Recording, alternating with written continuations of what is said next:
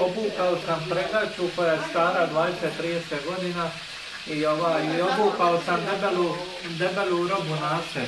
Imam trenjer koji sponja, imam još jednu gornji dio tute.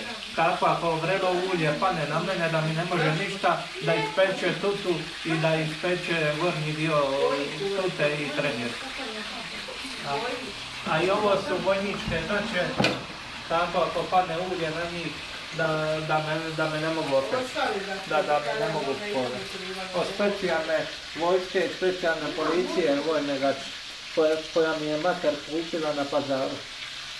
Nisam htio trošiti svoju uniformu iz 90-ih. Evo mater mi viče, moram utrniti da ne prigori. Ajde! A ti si kuvat, evo sad te mi imate održivati. Da vidimo kako je meso stanju. A u jako pečenom dobrom stanju je meso, možemo ugasiti, da ga možemo ugasiti.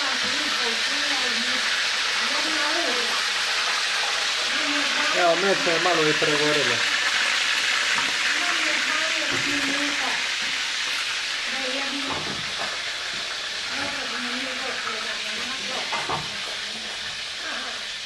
Evo sada gasim ovaj pater na kojem se peče. I idem po matere da mi odveže pregač. Doduše moga bi ja. Evo mater upravo odvezuje pregaču. Pečenje je gotovo.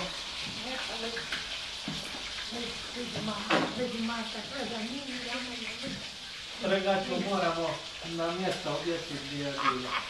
Evo, misli za sljedeću prigodu.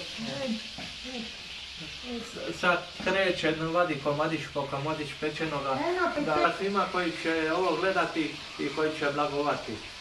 Današnja moja kuhinja je bila, to je bilo sve u mojoj današnjoj kuhinji. Doviđenja. Doviđenja i Bog vas blagoslovi.